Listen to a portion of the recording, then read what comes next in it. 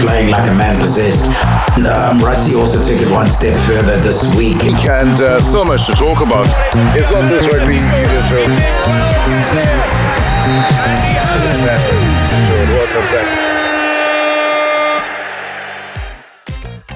Yeah, it is rugby time again, and the excitement levels, I tell you, are through the roof.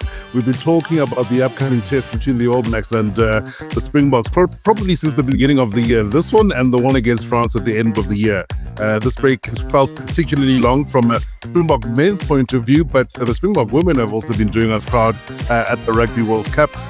But this is the big one. I think everybody before the Rugby Championship would have been pitting the Boks versus All Blacks at Eden Park as possibly the decider for the Rugby Championship. So it is a big one, but that competition is wide open. And I can't wait to get a chatting about it with my good old mate Sim. And we've got a really cool guest today, somebody who knows all about playing against the All Blacks in Springbok colours. Yeah, but Sim, it's a wide open race. I've had so many people come up to me and say, hey, who's going to win? And I'm like, this is one that I don't want to call. But it does feel a little bit like a throwback to that Rugby World Cup final, or at least it's as momentous, it seems, as that match. Yeah, look, I thought I was looking forward to easily the best game, rugby game for the Springboks anyway, or the biggest game for the Springboks since the Rugby World Cup. And I thought I was looking forward to that. And you've got everything you need. You've got Auckland, you've got 31 years of unbeaten rugby, you've got 50 tests where these guys have won 48 and only drawn 2.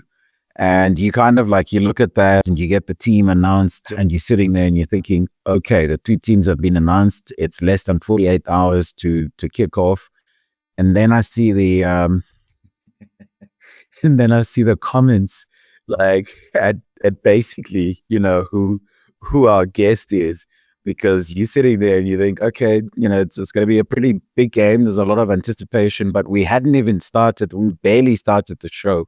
And Andre Skalpinaar, aka General Dr. Dre, basically broke ranks and went, Sir Ray, fittest wing of all time, he thinks.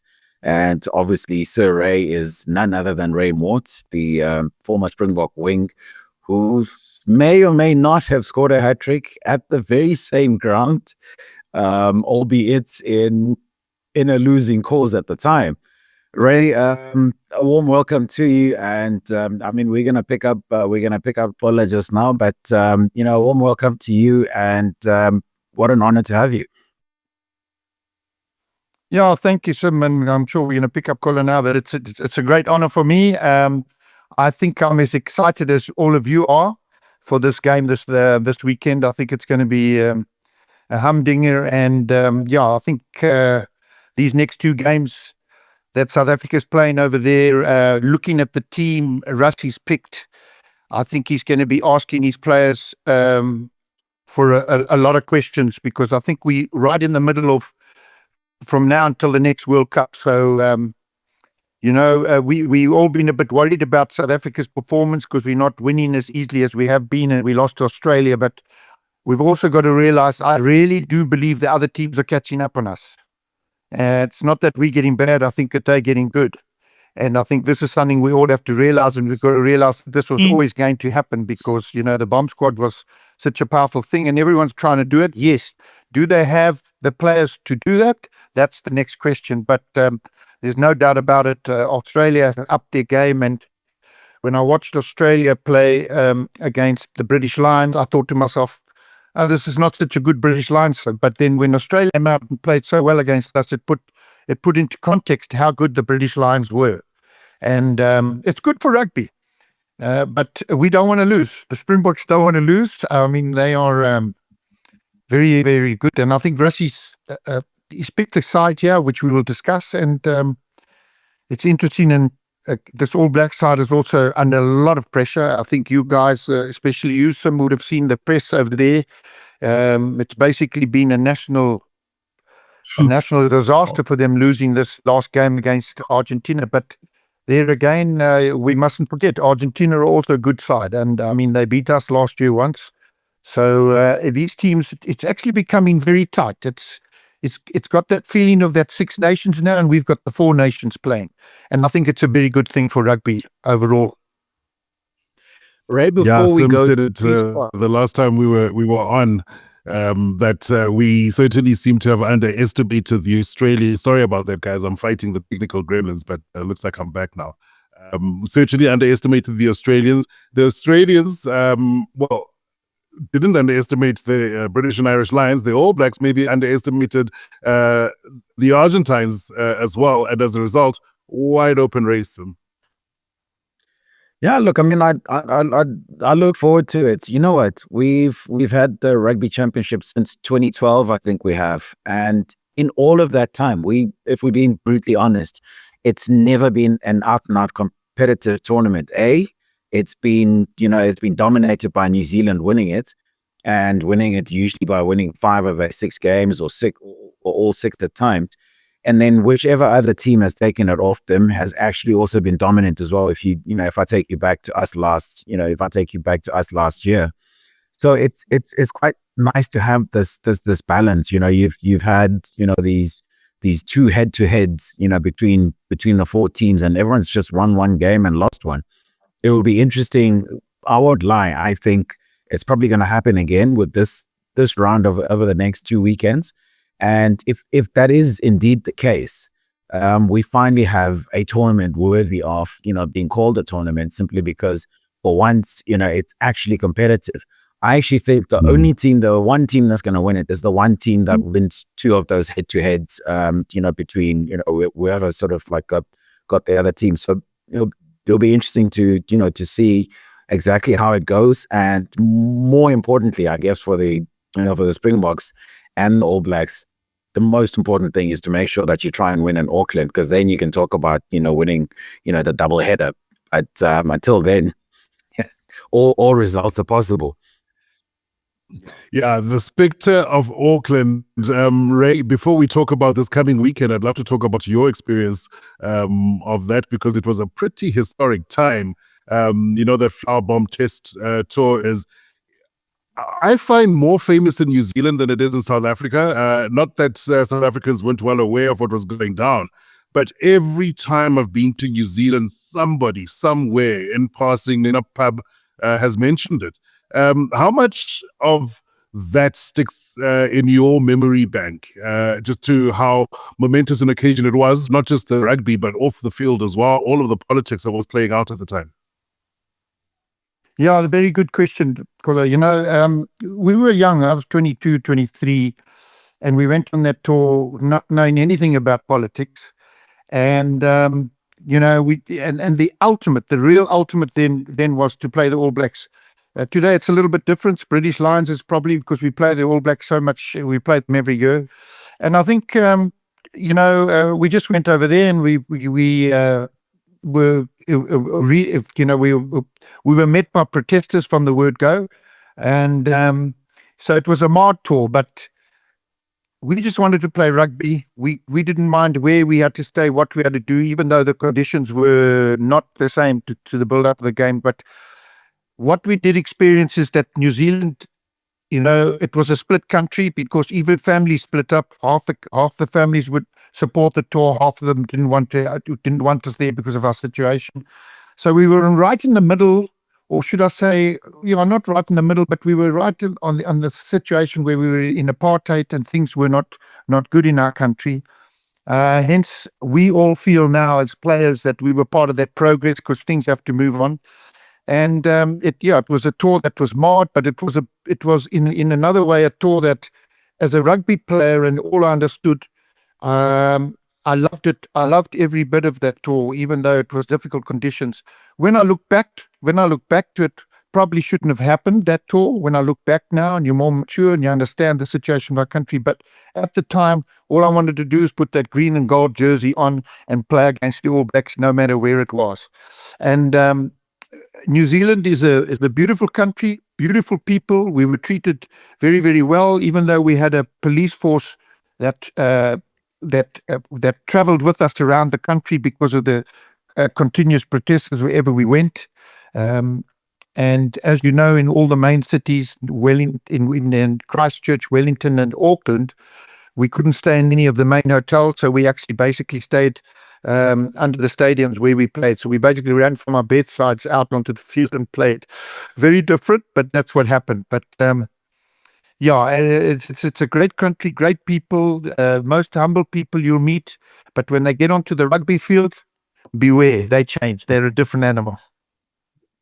Yeah, it's war. I'm sure Sim will attest to this, just from having been to New Zealand a few times, that there are family members who still to this day don't speak to each other as a result of just how fractious that tour was. There's still people now in New Zealand who refuse to speak to their own fathers.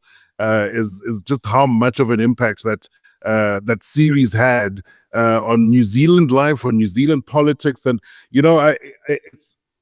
it's only when you go there and you see for yourself how that tour affected not just South African politics, but New Zealand politics as well. So much change happened as a direct result of that. And I always think that the guys who are there in the moment, and like you say, you were a young man focused on the rugby, which, well, you should be, just don't understand the level of impact that had across both nations. And like I say, my experience is that for South Africans, it's not as big as it is for New Zealanders. Yeah, look, I mean, when you obviously look at the players who went there, if you talk about, the players kind of focusing on the game, to this day, to perform at that level, you do need to sort of live in the bubble. It's very difficult to kind of like involve yourself in anything outside of that bubble and still be able to perform on the field. You need to, shut the rest of the free world out. It's still the rule. It's still how it works.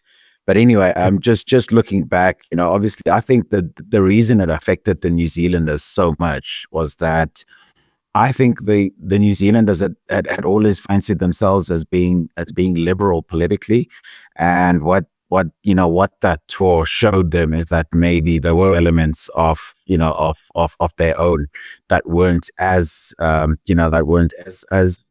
as liberal as they thought they were, which led to obviously the fracture as you put it. But if you come back to South African fans, we up until probably about 4 years ago, we had the Cape Crusaders, South African fans who support New Zealanders religiously, despite the fact that the Boks had won probably 2 World Cups by then. So it's that those are the remnants of all of that stuff.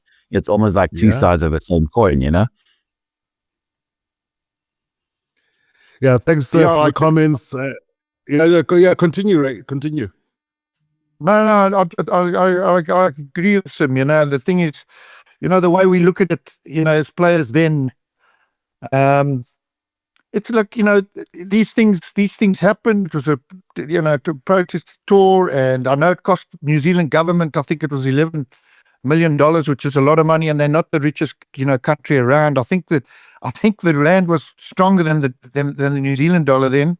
At the same time, because I remember, I think our allowance a day there was about 8 or 9 or 10 New Zealand dollars a day or something like that. That was our allowance there. You could get a haircut and maybe a lunch or something. But the big thing is, where I look at it, is that we were part of the progress. We met beautiful people. We met the Maori people. We still have friends there that happened. And and as we got older and I got back here, I'll never regret going. But you probably sit down and you think, possibly the tour shouldn't have happened, But we're part of the progress of where we are today. There's no doubt about it. That's the way I look at it. And it's sport. Sport brings everyone together. If you look at our country today and how much our sport, you watched our ladies the other day beating Italy to get into the quarterfinals of the World Cup. It's just amazing. Yeah. I mean, the way they reacted afterwards, you would thought they'd won the World Cup because they've achieved something very, very special in such a short time.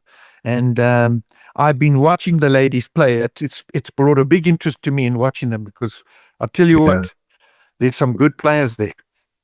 Yeah, yeah, and it's a different type of skill as well. I just find that their handling is so slick. Obviously, it's not as physical as the men's game, but it's got a bit of that magic dust on it. But yeah, Ray, I mean, you could look back at that tour with regret, but also it was part of the march of history. Thanks so much for the regulars who are joining us all in the game. Always good to hear from you, Andre.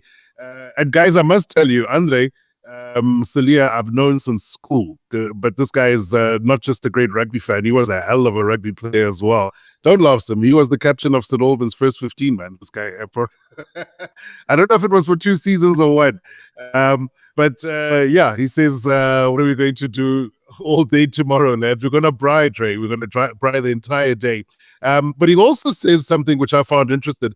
He said all roads lead to London for the Argentina Bok game, which is bizarre. And it is bizarre because I think it was just when you were saying that is the one team that wins the double header is probably best placed to win the whole tournament. And we seem to enjoy playing in London.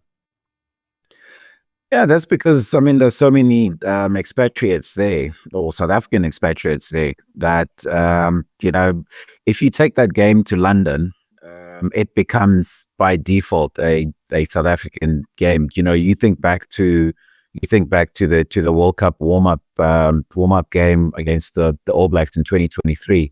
It was more South African. There were more South Africans of those 82,000 people at Twickenham than there were sort of All Black fans. So it for me, it's quite an interesting thing because obviously these things that I agree sort of probably at least a year in advance. But I look at it and I think, okay, cool. For Argentina to take that game to London, it means they're going to make some really good money out of that game because everyone's playing in pounds. It's probably going to be a sold out stadium, and so obviously the gate is going to be sensational.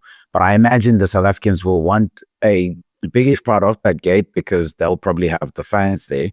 But either way, the big question mark for me is I don't know which earns Argentinian rugby more money. Is it going to Twickenham and getting almost guaranteed money for this, or is it taking South Africa to a really hot place like they took them last year and basically, mugged them like they did, for that, with that 1-point victory, and actually maybe having, they've won in Durban before. And if they'd gone, if they somehow win again in Durban this year, suddenly they get to win, the double header against the Springboks. And then for the first time in their history ever, they win the rugby championship. The one team that was always destined to be the wooden spooners. Which one gets them more sort of sustainable money is my question. Is it taking this game to Twickenham, or is it actually winning, the rugby championship in some godforsaken stadium that, we wouldn't be able to point out in Argentina? And if that happens, suddenly now people are talking to Argentina when they struck the commercial deals, they're talking to them as the rugby championship, winners. I wonder if they've missed a trick, but by the same token, I don't think they may have known how the competition was going to go this year when they struck that deal either, Yeah. Yeah, I agree with you. What I go for it. No. So I agree with him. He's analyzed it very, very well, and this competition is going to be very tight because New Zealand still have to go to Australia. They play the Bledisloe Cup, and then they got to play one game. So it's going to be interesting. We're going to talk about South Africa and New Zealand now. So it's going to be a very close one. And I think if whoever wins one of the double headers, especially like New Zealand, South Africa now, if we got 2 games over New Zealand, I would definitely make us comfortable favourites to take this cup. But the next 2 weeks is going to tell us where we stand, and it's also going to tell New Zealand where they are. So it's going to be great. And then, of course, Australia, I'm really looking forward to seeing how Australia play against Argentina in this competition, because we mustn't forget that Argentina side beat the British Lions side on the warm-up on the people, the first game. It's only a game well, it's the first game that they had a warm-up there. They beat them in Argentina, and they beat them well. This Argentina side is a good side, and like I said, any side that can hold our scrum, South Africa's scrum, any side that can hold us in the scrums, game on for them. They're going to cause us havoc. Because we've been really dominant in the tight five, where we get a lot of penalties and we kick ball downfield and we operate from there. But in Australia, we still had the better of them in the tight five, but overall, they limited the amount of penalties. They held us at a lot of times, and then you saw what happened. It was a very, very close game. Yeah, no, it was. We're going to take a look at the two teams in a short while, but before we move on from the Argentina conversation, why I'm really happy that we've got you on, Ray, because you got a chance to play against the Jaguars, the South American Jaguars. Was it Hugo Porta's team? And I think people maybe don't remember, if you weren't there then, but the South Americans were a real powerhouse in rugby then. And it's almost like they sort of fell off. And this Argentina team is not something new for South America. This is a return to where they belong. Is that the sense that you get when you watch them now over the last couple of seasons?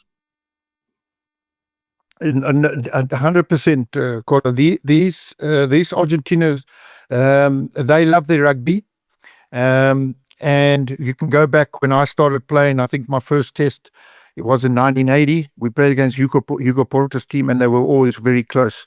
And they have produced incredible players. I mean, if you go back and look at some of the players of those times, their team was just as good as the team is today. Of course, the game's changed; it's professional now. But and I think a lot of their players at that time weren't playing overseas in the French clubs in England.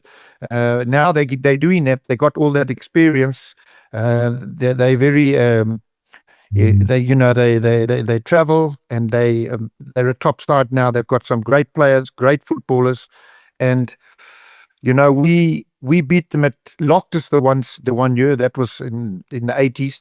I think in 84 we beat them at Loftus by 50 points, and the next weekend we went down to Bloemfontein and they beat us. I think Hugo Porta scored all the points. So they're a very good side, and they can't be taken lightly. And over the years, you've seen how they haven't at this recent past 2 seasons, but before that, they used to beat France quite consistently. So they're a side on their day can beat any of the sides in the world. So that's why, hence they're in the top 10 in the world. And on their day, it's fantastic to see that they beat the All Blacks last week, and they beat them convincingly, because I watched that game. They were definitely the better side. They played the better rugby, and I also think they were always known in the years when we played. They were always known for their scrummaging, and then of course that went away. And I think slowly but surely they're getting back to having that front row and tight five that can compete with anything in the world at the moment.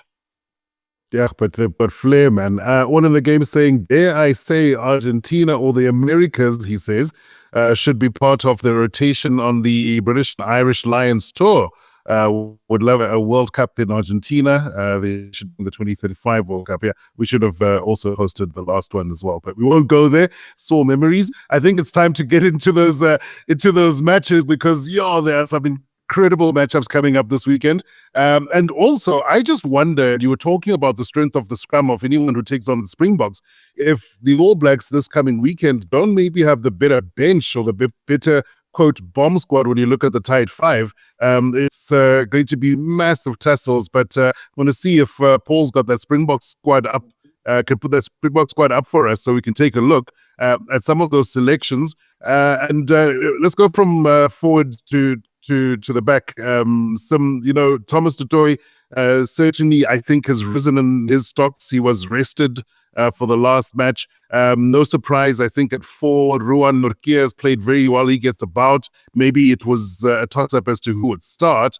The big one in that pack for me is Siya Kolisi at 8, not captain, which tells me, Sim, that he wasn't meant to play this weekend, Siya. That's at least the indications from the camp. Yeah, it's weird when you look at the squad itself. It looks quite settled and it looks almost uneventful by Rassie's sort of standards, because we've gotten used to the naming of the Springbok squad for whatever test being a bit of an event, the popcorn moment, where you suddenly think, what's Rassie going to do now? But I think the interesting thing, I mean, you talk about Thomas du Toit. When I look at the squad, I wonder if, he's the one that should be starting, because he's obviously off the two tight head props in the 23. He's the more mobile one. So I wonder if, he shouldn't have come off the bench, because, he's more mobile and Wilco's seen as, as the bigger sort of scrummager of the two. Ruan Mordt, I would have, I would have backed the, the Blood Brothers Part 2, which is Eben Etzebeth and Lood de Jager, maybe to start with, and then you can fiddle around with Ruan, and probably, in my opinion, again, and Ardie Savea for a bomb squad bench, which, because I'm sitting and I'm just like looking. We've been saying all along since Ratty and them came in, since we stumbled across the idea of the bomb squad, which is probably towards the end of 2018, that to beat New Zealand, you have to play the bomb squad, because what you essentially try to do is you keep their forwards so occupied, because their forwards are different to other forwards elsewhere around the world. They like to play a bit of ball as well. So you keep them so occupied with battles that by the time the opportunity comes to actually play, they're not so keen to actually play anymore, because they're just so tired from, all the physicality that's gone before. So I'm surprised there's no 6-2 split on the bench. There's no Ardie Savea. And you talk about Siya, clearly he wasn't supposed to play. It's just that, unfortunately, Jean-Luc, that guy has to be the unluckiest rugby player in. He is the unluckiest Springbok ever. He has to be at the moment, because the path was clear for him to play, against Australia in the test in Cape Town. He got that gastric illness, and then the next thing that happened now is that he's done his knee, and he's actually on his way back, which is awful for the guy. You sit and you think finally his chance has come. He's been a Springbok for 9 years, has Jean-Luc. 9 years, 14 caps, and I think the last start he had for the Boks was in 2017 or something, or sorry, 7 years or something silly like that. About 6 or 7 years. Yeah, how unlucky can one guy be? So I look at the squad. I mean, it does look uneventful for the most part, but there are sort of like a few question marks. And then, of course, one of the bigger ones for me is, someone like Ethan Hooker. Ethan Hooker he's played 20 odd minutes for the Springboks against Italy in a game the Boks won 45-0. So it's not like, he played in a particularly tight game. And now he's probably in the biggest game that the Boks are going to play between now and the next World Cup, or, the two World Cups, last one and the next one. And you've got a 22-year-old that you've basically given the keys to and said, you know what, let's see what you've got in the biggest possible game we could see it in. I like the idea, but, you wonder, if it's not going to be a bit too much for him. Yeah, I think he's a victim, Ethan Hooker, of one, his own success, because everybody wants to see him go in the green and gold, but two, of the Springboks' poor start to the international window, because I think had things gone according to plan, he would have had a few more minutes before this big match. But Ray, when we spoke offline before this, the first thing you asked me, and no surprise, were who the wings, which is typical for Ray Mordt to ask. And no surprise with Cheston Colby. Ardenstey is obviously injured, but Canan Moodie, for me, toss up whether it was going to be him or Mapimpi. But when I look at that selection of Canan Moodie, I look at the selection at 10 of Andre Pollard, and something tells me we're going to try and pepper them with the bombs. Although Apelele Fassi is arguably one of the best players, if not the best, under that high ball at the moment. As an attacking weapon, that kick and chase is something that's worked before. I'm not going to try and get you to go into the mind of Rassie Erasmus, but I do like the look of selecting towards the future, with Hooker on the bench, with Moodie starting. Grant Williams seems to have cemented his place as While Damien and Jesse obviously are the experienced campaigners, and I'd argue that you need them there.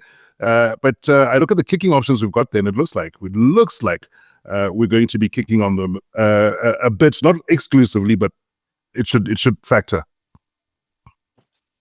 Yeah, if you know what I look at here, gentlemen, is I saw Scott Robinson, the All Blacks coach. He mentioned it. He said that there's a lot more to South Africa at the moment. There's a lot more to their game. Hence, what we did the first 20 minutes in the first test against Australia, we showed we can move that ball around, and then we got a bit loose and things were in pear-shape. But he's, said, but he said the big thing is he knows that we're going to go back to our DNA, which we all said is going to be kicking. So I agree with you. They're going to be kicking over the top. With this team, you see, I don't think we're dominating possession as much as we used to with the ball.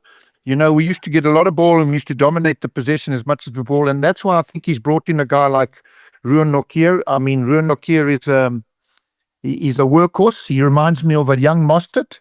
He doesn't get tired. And a big thing, guys, in a test matches like this is what you're doing when you haven't got the ball. How good is your work rate when you haven't got the ball? Because most of the time you haven't.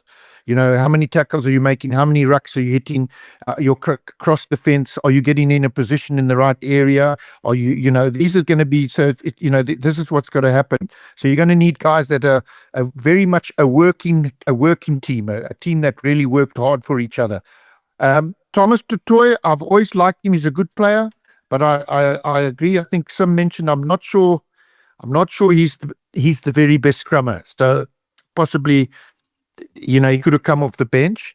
When I look at, of course, Willie Leroux at the back, we know what Willie can do. We know how much skill he's got, how much talent he's got.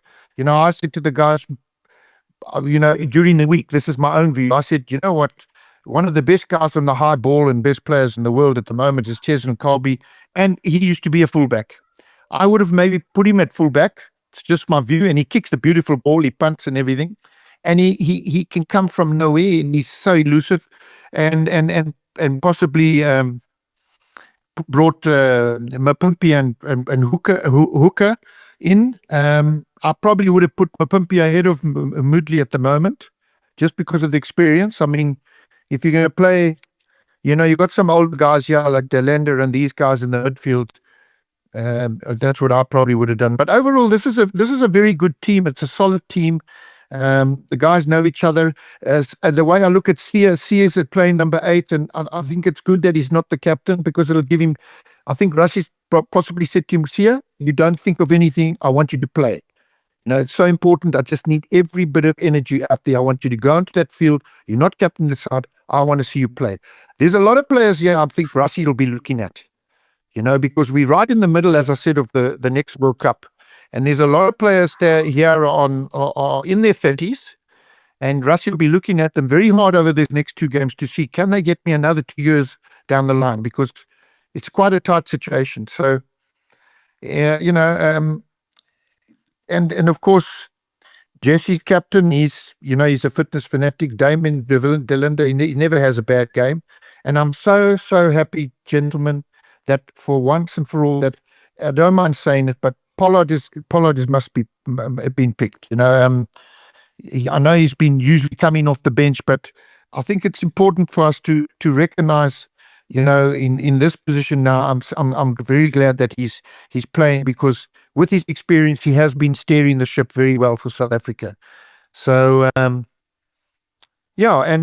bench we've got, I think it's Diak is going to come off. Jan Hendrik Wessels is very exciting, and you know what we're going to get out of Kwagga. So we've also got a very, very powerful base. So it's going to be a tight one. It's going to be a great game, and I think I agree with you guys. There's going to be a lot of kicking and trying to get territorial possession and then work from there. Discipline is going to play a vital role. It's going to be absolutely vital, because I think this test match, unless it's a very difficult kick or conditions are very bad, people are going to take their points. They're going to take their 3 points if they can get it. Yeah, no, and we've not been really good in terms of discipline over the last little bit. I think Marco van Staden has given away five penalties single-handedly in 2 test matches. So, it's good to see him back there. But I absolutely agree. When it comes to discipline and how much it's going to potentially hurt the team that doesn't come out. But Sim, I look also at the lack of a bomb squad, I suppose, because we've got 5-3. On the bench. We haven't seen this. I even heard somebody saying, or an article suggesting we're going backwards because the bomb squad is gone. The bomb squad is never a prerequisite to play a test match. And Rusty obviously wants to see a little bit more on the back line. And I think, with Villy there, he clearly wants to unlock a little bit more of the attack as well. But were you surprised that we had 3 backs on the bench, or people making making a mountain out of a molehill? No, I think they're making a mountain out of a molehill. I think, to have Sasha, believe me, Hooker's also a very, very big boy, strong boy. I'm not surprised he's there. And he can play center as well, and he can play on the wing. So, it's going to be a lot of collisions. I mean, when you look at Etzebeth, usually plays the 80 minutes. And of course, Steph Totoy usually plays the 80 minutes. So there's 2 forwards that give you the 80 minutes. So you're going to have another 5 forwards that come on anyway that are going to make the bomb squad. So, Steph Totoy, I don't think he'll take off. Siya, you might take off because I think he's been injured. And if he gives it full go and his time's up, he will probably put his hand up and then you'll send on Kwacha. Yeah, I agree. Even Eben goes a full 80 these days as well, so he's ready for it. But those 3 backs on the bench. Yeah, look, I'm not going to disagree with Ray because I think that'll be a stupid thing to do. It's just for my health. Just for my health in general. My sort of my view on this is almost purely philosophical, which is I think that the All Blacks' attack commands such respect from the Bok coaches that the bomb squad was almost created specifically with them in mind, with beating them in mind, which is you keep their forwards as occupied for as long as possible to make sure that they can't be sort of an additional, they can't play like additional backs like they can sometimes. I mean, have you seen it? Terrell Lomax passed. I saw one at Ellis Park last year and I thought, was that a tight prop? So there's a lot of those guys sort of in their locker in that squad. And so I thought that was always the blueprint. If you wanted to play against All Blacks successfully, particularly if you were South Africa, A, you don't play them at a game, and therefore B, you play them with a bomb squad or even a 7-1 split. Because remember, in the years of the 7-1 split, I think the 7-1 split has been used 4 times by the Boks, and 2 of those occasions have been against the All Blacks. And so I think, when you sit and you think, that's always kind of like the general direction. But by the same token, you asked me about the 3 backs on the bench. Guess what? The last time the All Blacks and the Springboks play against each other was in Cape Town. And what was the bench composition? It was actually a 5-3 split, and the Springboks won. So maybe they learned something from that experience. Or secondly, they were just sitting and thinking, okay, how do we make sure that we cover, we cover every eventuality in terms of what the All Blacks may do. If I have seen a shift in the naming of the squad from the Bok coaches, it would be that I think for the majority of Rusty's tenure, our team has always been picked in terms of what we're trying to do. And I think this game in particular, I'm not going to go this year, but this game in particular, it's almost been picked sort of like with the opposition in mind as well, which is a little bit unusual, but it would be arrogant to not take into consideration what the opposition might do. So I think that's kind of like what's contributed to us ending up with a 5-3 split. The fact that last time we played against the All Blacks, it actually worked. And maybe it's also to make sure that, the Boks can counter whatever it is that they have to offer. Because I think in that Ellis Park test, there was a bit of, we ran out of options in terms of cover from the bench as the game sort of drew to a close. And so maybe I think they're afraid of sort of finding themselves in that situation again. Yeah, no, we almost forget about the risk of the warnings of the high risk of playing a bomb squad, a forward heavy bench. It just doesn't give you options when injuries occur, when you want to change things up. And I think it is quite nice to see them go back to something that we've known always works, but then the option of the bomb squad remains in the Springbok armory, as it were. Very quickly, Paul, I know we've been on for 40 minutes already. I just wanted to take a look at the All Blacks team, because I did mention that their bomb squad seems to be slightly more suited to being a bomb squad. I'm not saying that they're going to necessarily be more effective, but I look at those two props, Taike Aho and Tyrell Lomax is probably their best tight end prop in New Zealand, and he's on the bench. And Ray had mentioned the selection of Thomas Tutoy starting up front, and I wonder if it just happened to work out that way, that the two best tight end props are going to be playing off the bench. And then, of course, before we wrap things up, Ardie Savea, 100 test matches. If we can keep Ardie quiet, we probably win the test match. Yeah, if you look at this now, gents, if you look at this All Black side, this is also a side. I see they dropped the one lock. Well, that they had that chap, what was his name? Holland, I think. Anyhow, they dropped the one to Holland and they brought in Holland, Why? Yeah, and he is a very good lock. His work rate is phenomenal. So this team is a very mobile team. The All Blacks type 5 are always mobile. Their work in the loose is always very, very good. Because people tend to think it's just about the set pieces and you get your penalties, but there's lots of work to be done outside of that, hitting rucks and making tackles, etc. So they picked a side. You can see that they are very concerned about our physicality and they know what they got to match up with. And of course, their backline, Siya Kolisi, I mean, he's been an absolute legend. He's a real credit to the rugby game worldwide, a very special individual. And we'll all salute him on Saturday. But the back line, and this guy, Wallace Smith, is another great player at number 8, really good player. And then, of course, their backline, they're battling, they said, with Finn Christie, the scrum half, but they've got a few injuries there. But then the rest of the backline they're really, really experienced guys. And these players have all played against each other many, many times. They know each other, and it's going to see who can shut who out and who can take the opportunities if they do come. It's going to be a real test for both sides.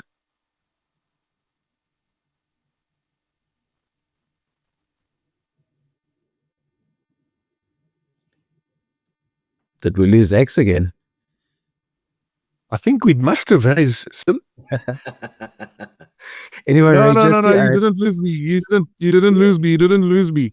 There's kids and dogs. There's kids and dogs in this house. No, I was just saying that Ray, you very, very right. If you look at the All Blacks, Finley Christie takes a lot of criticism. Seems to be just one of those guys, but he did so well for the Blues all the way up to the Super Rugby final. Rico Ioane has been moved from the centers to the wing. That maybe might be a little bit unsettling for them. The centers, I thought, haven't gone very well together. Jordie Barrett and Billy Proctor in that last match against Argentina. Now, Rawa seemingly chosen to help defuse the bombs. Will Jordan is a good finisher, but I prefer him at on the wing rather than at fullback, but still very, very dangerous. And then, of course, Ardie Savea, I think the 15th All Black to become a Centurion. And this guy is the highest scoring forward in New Zealand history. He's just absolutely unplayable. And Sim, final thought, whenever it seemed we traveled to New Zealand and we had somebody hitting a milestone, we would buckle under the pressure, as it were. The All Blacks always seemed, and this wasn't the case last weekend, always seemed to celebrate a centurion, celebrate a 50th Test cap with a win. It almost spurred them on and drove them. But I do think the pressures are different these days too, when we were consistently losing to the All Blacks in New Zealand. Well, I'll start with a milestone, and then I'll talk about consistently losing to the All Blacks in New Zealand. Look, the milestone thing, I think sometimes it can be both a blessing and a bit of a curse, simply because it almost splits your focus as a team. Because now all of a sudden you're not just playing to win, you're almost playing to win for, one of your number. Obviously whoever celebrates in that milestone as well. It's almost like sometimes playing to preserve a winning streak, which I hope is, the case, by the way, at Eden Park, because, 31 years and counting and 50 test matches. So I am hoping that kind of weighs on them. But in terms of us winning in New Zealand, let's be realistic here. Somebody asked me today who the favorites were to win this game. And, obviously they thinking was that, the Boks have won the last 4 matches in a row. And then I kind of said, okay, well, first things first, we're playing at a stadium where, they haven't lost in 31 years. We're playing at a stadium where they've won 48 tests and drawn 2 over that period. And then we're also playing in a country where since readmission, we've only won 4 matches in total. 4 and 1 draw, I think, ironically at Eden Park. At Eden Park. Yeah, in 94. So the bigger point I'm trying to make here is we don't often win there, which basically means we are obviously, the underdogs going into this. It doesn't matter how you want to look at it.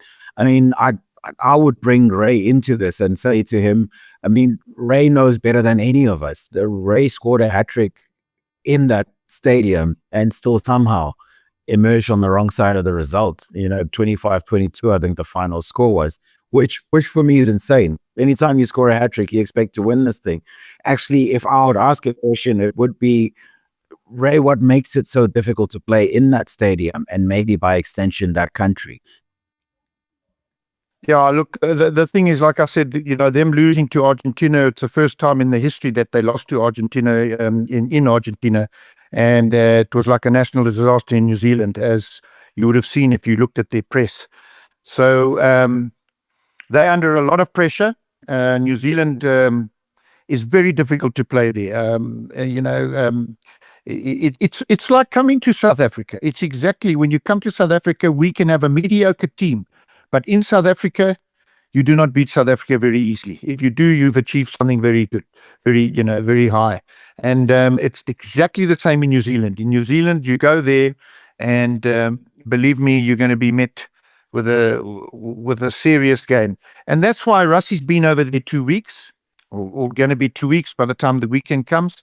I think Russie realized how serious this is. I think Russie for South Africa, as we all know, has been a genius, and he's been over there for this long for a reason, that he wants to win this game. He wants the players to win this game. He wants to prove a point that, some of these players are still going to be around in the next 2 years, and it starts now.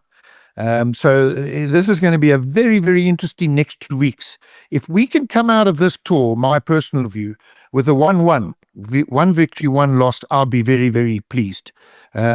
But it is extremely difficult. We've been in the backyard of New Zealand after they've just had a loss in the way they have, and been disgraced by the rest of the country and the supporters. They're going to come back with a very, very big bang. And we just got to be ready to meet it, because we have a lot of experience in our side, as they do. And I think it's going to be very, very, very close. Discipline's going to play a big role, but not an easy place to do it. Well, thanks very much for all of the comments, guys. At the same time, sorry, Kola, if I can say, you must know, it's also, as a player now, if you're one of those players and the coaches, it's an absolute honor to be there for your country. It's the probably one of the biggest things playing over there in New Zealand at the time we are now in their lives. I know World Cups were big, but this is big because a lot of the guys are playing for their lives, playing for their country, playing for themselves, and playing to go to the next World Cup because it's going to be from year in. And let me tell you, it's exciting. It's an honor. It's fun. It's not a disaster. It's nothing to worry about. You've got to love it. You've got to say, bring it on. I want this. Pressure. Great players are players who thrive under pressure. Great players are players who thrive under pressure, who love pressure, and that's what you've got to go out and do it as a team.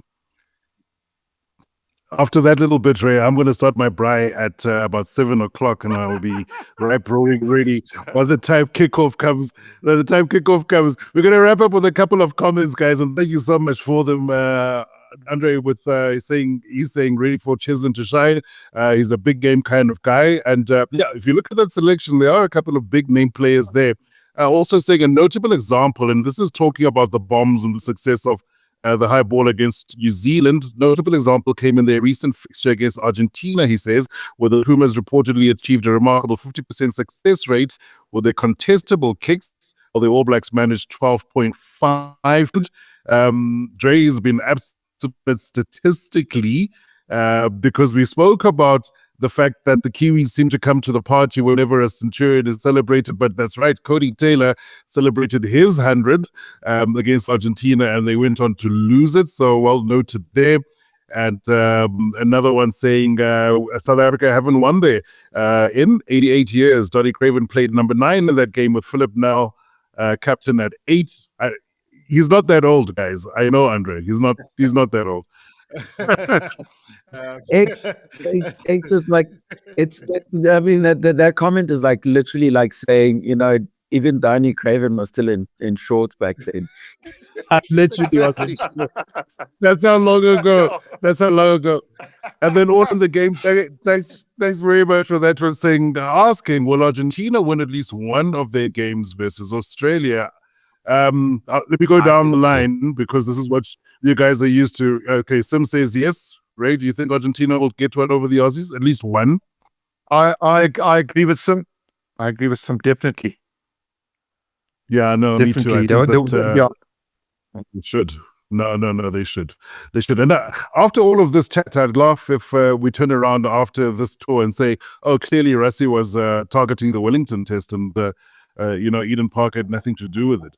But yeah, knowing Rassie, anything is possible. Ray, but no, it's a big one. There's a lot of history on the line. We haven't won this since 1937, I think it is. There's a Centurion on the field. There's all to play for in terms of the Rugby Championship. There's probably also a hooker in the centres, which just makes it all that much more exciting. Raymond, I'm going to release you. We've spoken for longer than I promised we would, but that's because we want to have you back. We want to have this conversation again. We absolutely everybody loves Raymond. Everyone loves Raymond.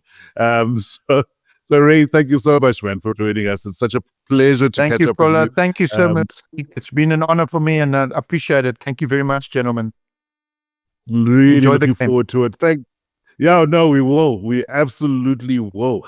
Thank you very much for all the comments and the questions. We love it. Keep it coming. If you like this kind of content, share it with your friends. Subscribe so you get the notification bells when we are back on. And Sim, looking forward to a biggie. I'm glad it's early. I guess it means you can get a fight earlier on the weekend and enjoy the Sunday, and we'll reflect back. Yeah, look, I look forward to it. I do have to work. I have to, but the game is so early.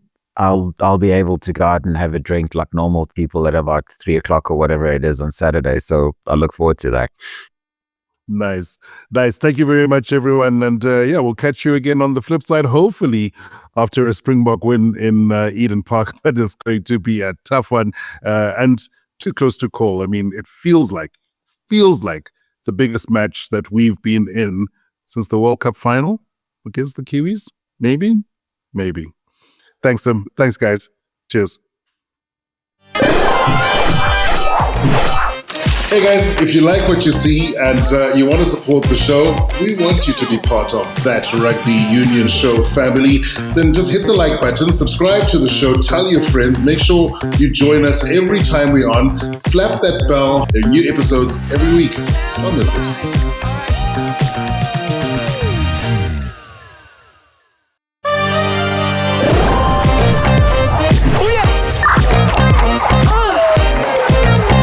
Welcome back to That Rugby Union Show.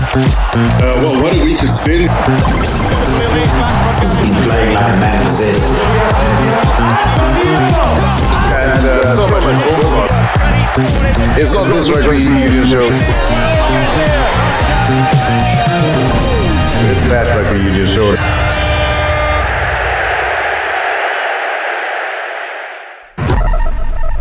So